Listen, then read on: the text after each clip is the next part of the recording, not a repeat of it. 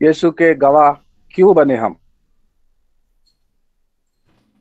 यीशु हमें चंगाई दिया, पापों को क्षमा किया, श्राप से छुटकारा दिया, अपने पवित्र लहू से धुलकर हमें पवित्र बनाया, परमेश्वर के बच्चे संतान बनाया, बेटा बेटियां, अब्बा फादर, पिता परमेश्वर करके पुकारते हैं, हमारे जरूरतों को लाके रखते हैं, उसके चरणों पर मांगते हैं और वो देता है।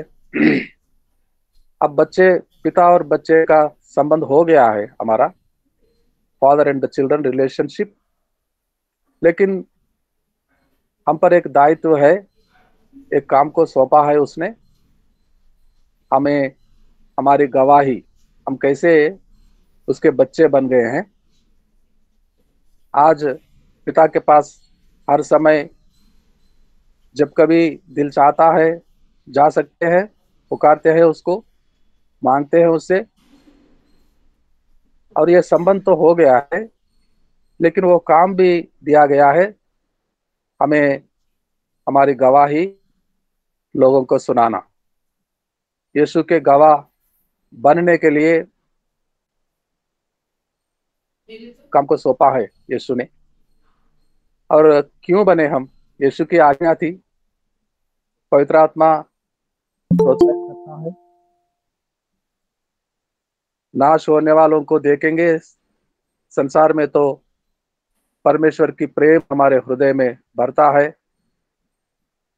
और नाश होने से उन्हें बचाने के लिए हमें प्रोत्साहित करता है, सामर्थ्य देता है हमें। इसलिए हमें गवाही सुनाना है, गवाह बनना है यीशु का। और कैसे गवाही दे सके हम, और कैसे अपने आप को तैयार कर सके हम, कैसे तैयार कर सके हम, और कैसे गवाह बने हम यीशु का। और कौन बनेगा, कौन किस किस को बनाना चाहता है यीशु, यीशु के गवाह? आज कोई विश्वास रखता है यीशु मसीह पर कि वो हमारा उद्धार करता है, मेरा पर्सनल सेवियर है, मेरा उद्धार करता है, वो हर विश्वासी को यीशु मसीह उसका गवाह बनाना चाहता है। पुरुषों को,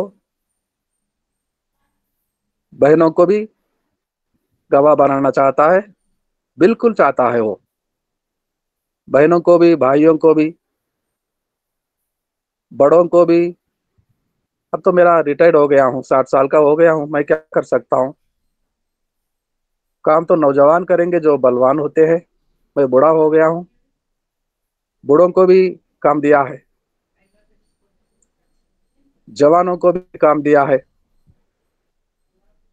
संडे स्कूल में सीखते हैं छोटे बच्चे, वो भी अपने स्कूल में अपने मित्रों के साथ शेयर कर सकते हैं यीशु मसीह के सुसमाचार को, लाइक ए स्टोरी। इस दुनिया में सारे लोग, छोटे से लेकर बड़े बड़ों तक, स्त्री और पुरुष, किसी बड़ा व्यक्ति को मानते हैं। हीरो वर्शिप एक टेंडेंसी हो गया है। 10 कमांडमेंट्स पिक्चर देखेंगे, मूवी, तो मूसा का लीडरशिप के लिए कई दिनों तक हमारे याद में रहता है। How the great man of God Moses. और डेविड के बारे में कोई अगर दाऊद महाराजा के लिए कोई सुनाता है या कोई पढ़ाता है या कोई पिक्चर बनाता है, तो कई दिनों तक दाऊद का वो चित्र हमारे हृदय में प्रिंट होता है। The great hero, the great hero king David, इतना बड़ा चट्टान समान मनुष्य को एक ही पत्थर से, एक ही मार से मार गिराया। और वो कहता है, मैं शेरों को भी मार दिया था, मेरा मेमना को मुंह में लेकर भाग रहा था, मैं छोड़ा नहीं। शेर को भी मार गिराने वाला यहोवा का भक्त था। और राजा सलमान, उससे पहले कोई दुनिया के संसार के राजा के पास और उसके बाद भी किसी राजा के पास इतना प्रॉपर्टी, इतना संपत्ति नहीं और इतना बुद्धि और ज्ञान भी नहीं हुआ था।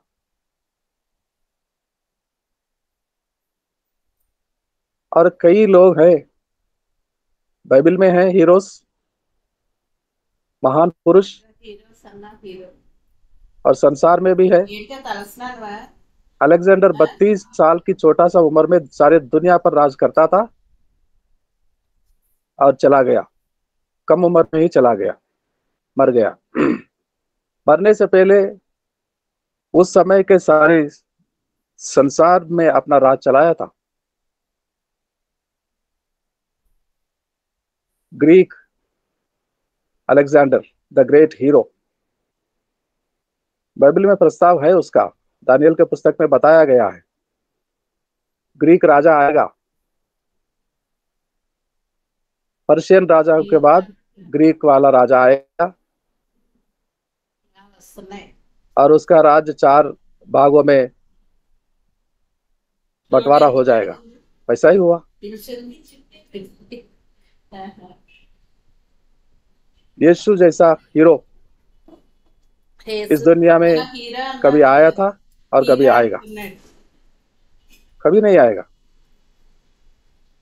यीशु जैसा हीरो, यीशु जैसे महान, दयालु, पराक्रमी, वो कोड़े को खाना, वो मुकुट, कांटों का मुकुट पहनना, सूली पे चढ़ाना, उसका अपमान करना और वो सब सहना और सबको क्षमा करना, कौन कर सकता है? चिल्ला चिल्ला कर, रो रो कर पुकारते हैं कि मेरा गुनाह क्या है, बताओ तो सही, मैं क्या किया हूं, मैं क्या गुनाह किया हूं, मुझे बताओ, तब मारो। यीशु ने एक गुनाह नहीं किया था और फिर भी सब कुछ सह रहा था। अपने आप ही उसकी जान दे रहा था, कुर्बान कर दिया था उसने, और मृतकों में से जी उठा। सारे मर गए, सारे हीरोज मर गए हैं। समसन मर गया था, साउल मर गया, दाऊद भी मर गया, सलमान भी मर गया, नेबुकदनेस्सर मर गया, अलेक्जेंडर मर गया, और वो अब तक कब्र में पड़े हैं, मृतकों में। और एकमात्र हीरो जो मर भी गया और उसका समाधि, कब्र आज तक खाली है, तीसरे दिन जी उठा। और ऐसा क्यों किया उसने? क्यों अपने आप को निर्दोष होकर भी, बेगुनाह होने के बावजूद वो अपने आप को सूली पर क्यों चढ़ाने दिया? क्यों सह लिया सब कुछ? क्यों मर गया? क्यों गाड़ा गया? और क्यों तीसरे दिन फिर से मृतकों में से जी उठा?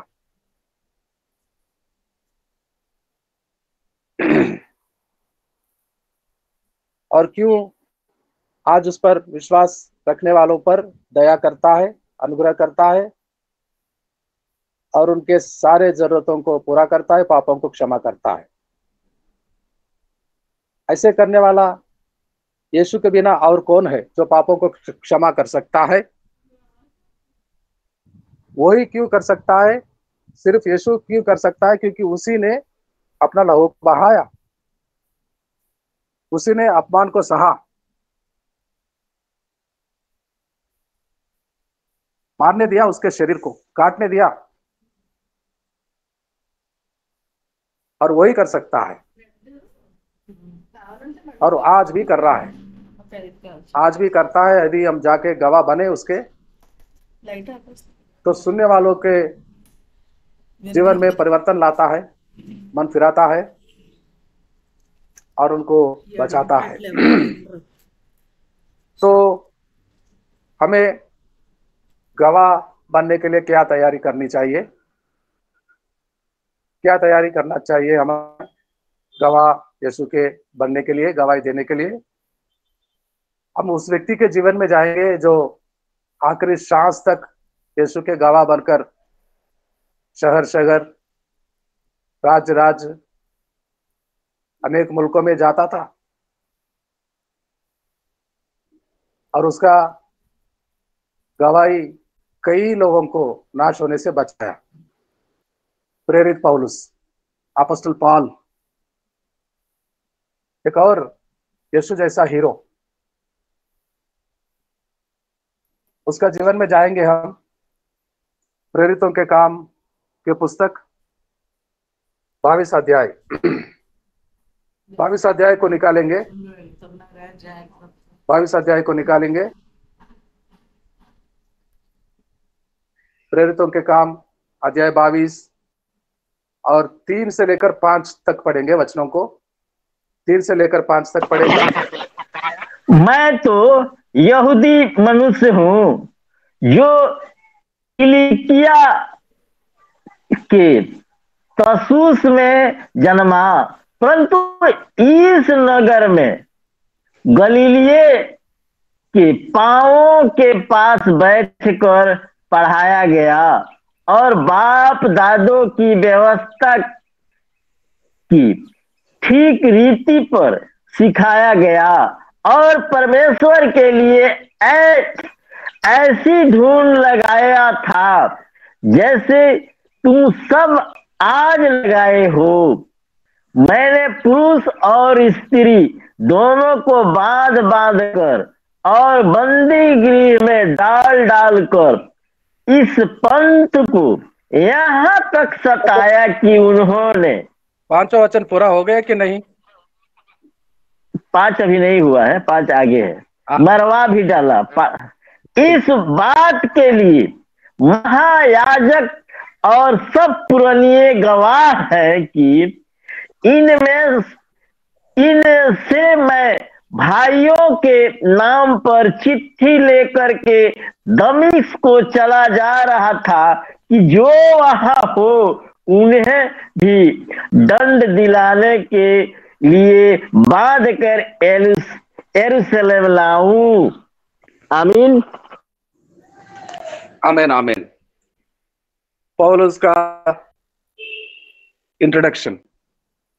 पौलुस अपनी पहचान दे रहा है, वो किस गांव का, किस शहर का है और उसकी जाति और कैसी काम के लिए शिक्षा ट्रेनिंग लिया था उसने। कहता है मैं यहूदी हूं, मैं तरसुस के शहर में मेरा जन्म हुआ,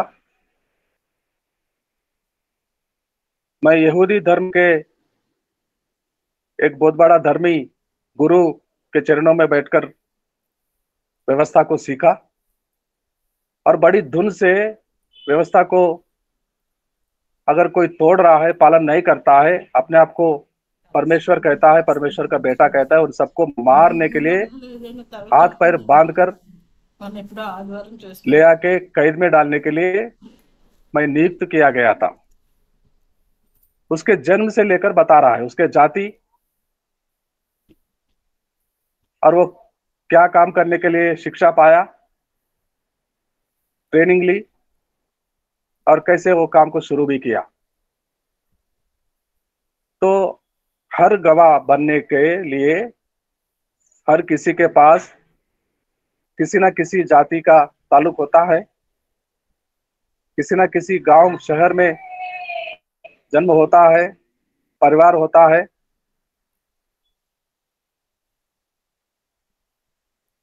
पिता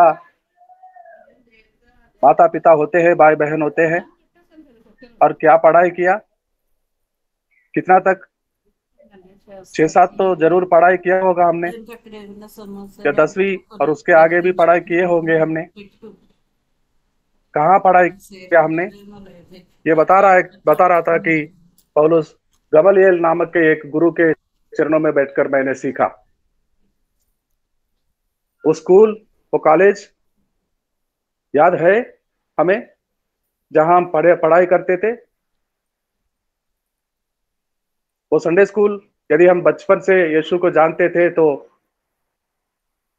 वो टीचर हमें क्या सिखाता याद है? या बाद में आए हैं यीशु मसीह के पास तो कहां से आए हैं?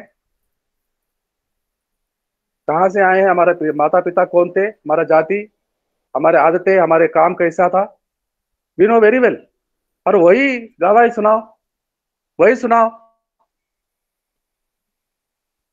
किसी और का गवाही मत सुनाओ। किसी प्राइम मिनिस्टर का गवाही आपके पास नहीं है, आपकी खुद की गवाही है आपके पास, आपकी पर्सनल लाइफ है, पिछला जीवन आप जानते हैं। और ये 22 का अध्याय में पहले पढ़ेंगे तो वो यहूदी भाषा में बोल रहा था। वो ग्रीक भाषा भी समझता था, लेकिन वो अपने पैदाइशी जुबानी जो अपने परिवार में माता पिता के घर में था, तो वो जो भाषा बोलते थे वही भाषा अपनी भाषा से सुना रहा है। जो बोली, हिंदी में कई तरह के बोली होते हैं। आप किस बोली से बड़े हो गए हैं, पढ़ रहे थे पाठशाला में जाकर, स्कूल में, और लोगों से क्या बातें करते हैं, किस बोली में करते हैं, वैसा ही करो। No need to change your language, no need to change your testimony, personal life. सच बताओ। गवाही में कई लोग सच को छुपाते हैं, सच को छुपाते हैं और बहुत सारा नए नए कल्पनाओं को लेकर आकर सुनाते हैं। सच सच होता है और वो काम कर जाता है। सुनाओ अपने बारे में, अपने जन्म और बचपना के बारे में, अपने वो पिछली जिंदगी के बारे में। और अब 6 से पढ़ेंगे, 6 से कुछ वचनों को पढ़ेंगे। 6 से कुछ वचनों को पढ़ेंगे। वो कैसा परिवर्तन हो गया था, यीशु मसीह का दर्शन कैसे पाया था, कैसे यीशु को पहली बार जाना था, अपने कन्वर्शन के बारे में बता रहा है। अपना परिचय तो दिया, इंट्रोडक्शन। अब वो परिवर्तन का कब हुआ, कैसे हुआ, बताना चाहता है पौलुस। 6 वचन से आगे पढ़िए।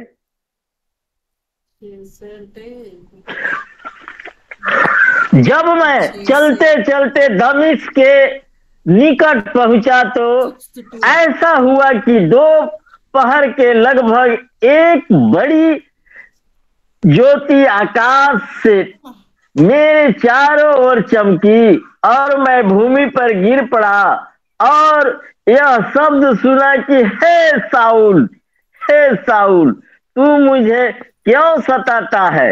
मैंने उत्तर दिया कि हे प्रभु, तू कौन है? उसने मुझसे कहा कि मैं यीशु नासरी हूँ, जिसे तू सताता है। मेरे साथियों ने ज्योति को देखी, परंतु जो मुझसे बोलता था उसका शब्द न सुना। आगे भी ठीक है, ठीक है, ठीक है पास्टर जी, धन्यवाद। तो कैसा परिवर्तन हुआ, कैसे यीशु से मिला, और कैसे वो काम पे जा रहा था, वो काम को रोकने के लिए यीशु आ गया है। कितना और कितना सताओगे मुझे? तो वो काम उस दिन से छोड़ दिया, अब यीशु के पीछे चलना शुरू किया। यीशु को अपना स्वामी मान लिया। और ये कब हुआ? ये कब हुआ? 9वां अध्याय में हुआ, प्रेरितों के काम में 9वां अध्याय में हुआ। अब कहाँ है? 22वां अध्याय में है। कई साल हो गए हैं। अब यरूशलेम में पकड़कर जंजीरों से बांधकर कैदी बनाए थे लोगों ने। तू कौन सा काम में जा रहा था? अब तू क्या कर रहा है? इस मार्ग में चलने वालों को मारकर, बांधकर, लाकर कैद में डालने के लिए हम नियुक्त किए थे, जॉब दिए थे, काम दिए थे, और तू क्या कर रहा है? हमारे खिलाफ काम कर रहा है। तो करते करते 22वां अध्याय में बोलता है, अपना गवाही दे रहा है। हाँ, मैं जा रहा था दमिश्क मार्ग में, वहां के लोगों को, मसीह लोगों को बांधकर लाने, लेकिन मुझे स्वामी मिल गया है रास्ता में। मेरी आंखें खुल गया, मैं उसकी बोली सुना, मैंने उसकी मधुर मीठा आवाज को सुना मैंने। यीशु नाजरी नाम था उसका। और बोला कि आज से मेरे काम करने का बन।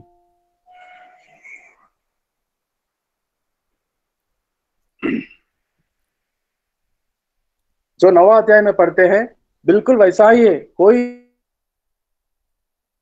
चेंज नहीं, कोई बदलाव नहीं, किसी बात को कम नहीं किया, किसी और बातों को जोड़ा नहीं। जैसे पिछला जीवन था वैसा ही नए जीवन में आया, बिल्कुल वैसा ही बता रहा है, सच बता रहा है, सच गवाह है, कोई चेंजेस नहीं। एक बार पहली बार गवाह देते हैं और दूसरी बार देते हैं, तीसरी बार देते हैं, तो गवाह देते देते हमारा गवाह बदल जाता है। पिछले जीवन ही होता है, जन्म कहाँ हुआ था वही होता है, जाति वही होता है, जात नहीं बदलता, परिवार नहीं बदलता, पिछले जीवन नहीं बदलता, वैसा ही है, वो पिछला जीवन था। आने वाले समय में अगर बदलाव आएगा तो आएगा, लेकिन पिछला गुजरा हुआ पल, गुजरा हुआ जीवन कैसे बदल जाता। तो जैसे हमारा जीवन शुरू हुआ है, कितना बुरा जीवन में हम जी रहे थे, कैसे यीशु मसीह का पहचान हुआ, जाना हमने उसको, उसकी आवाज को सुना, और यही सुनाना है हमें, हमारी पर्सनल विटनेस, पर्सनल हमारी निजी गवाही सुनाना है हमें। और पौलुस का जीवन बदल गया है, क्योंकि उसको जीवन बदलने वाले से मुलाकात हो गया है, मिलाप हो गया है यीशु से। 17 वचन से आगे पढ़ेंगे पास्टर जी। 17 वचन से, प्रेरितों के काम 22 में है हम, और अब 17 वचन से आगे पढ़ रहे हैं, पौलुस का नया जीवन कैसे हुआ।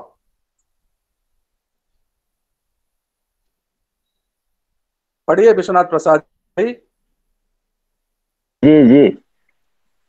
जब मैं फिर यरूशलेम में जाकर मंदिर में प्रार्थना कर रहा था तो बेसुध हो गया और उसको देखा कि वह मुझसे कहता है, जल्दी करके यरूशलेम से झट निकल जा, क्योंकि वे मेरे विषय में तेरी गवाही न मानेंगे। मैंने कहा, हे प्रभु, वे तो आप जानते हैं कि मैं तुझ पर विश्वास करने वाले को बंदी गृह में डालता और जगह जगह आराधनालय में पीटता था। जब तेरे गवाह रितफनुस का लहू बहाया जा रहा था, तब मैं भी वही खड़ा था और इस बात का सहमत था और उसके घातकों को कपड़ों की रखवाली करता था और उसको मुझसे कहा चला जा, क्योंकि मैं तुझे अन्य जातियों के पास दूर दूर भेजूंगा। वे इस बात तक उसकी सुनते रहे और ऊंचे शब्द से चिल्लाए, ऐसे मनुष्य का अंत करो, उसका जीवित रहना उचित नहीं। आगे भी भैया। आमीन आमीन। ऐसे परिवर्तन हुआ है पौलुस का जीवन,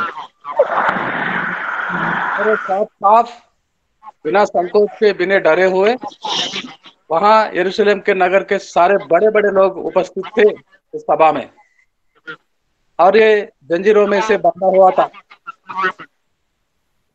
और बेडर होकर अपनी निजी पुरानी जिंदगी यीशु मसीह के साथ मिलना, दर्शन को पाना और मसीह के गवाह बनना साफ सुना रहा।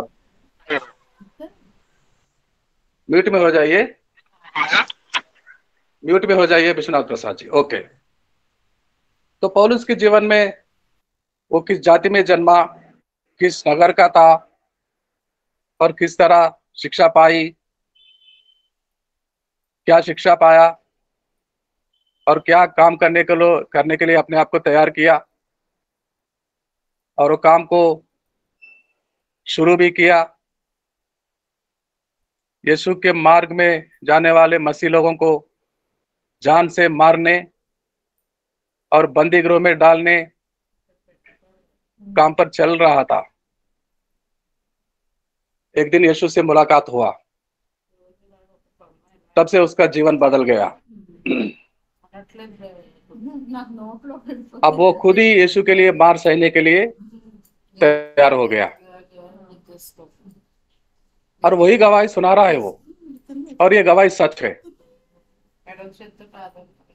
यरूशलेम के सारे लोग वहां उपस्थित थे जो अधिकार दिए थे जाके इस मार्ग में चलने वालों को मारो, जान से भी मार सकते हो, बांध कर ला सकते हो और कैद में डाल सकते हो। अथॉरिटी मिल गई थी और अथॉरिटी देने वाले वहीं थे, सारे लोग वो सब जानते थे। और सबके सामने गवाही दे रहा है। हमारे जीवन किस तरह से यीशु का हो गया है वो हम जानते हैं। हमारा परिवर्तन कैसा हुआ हम जानते हैं। यीशु के बारे में पहली बार कब सुना हमने वो जानते हैं।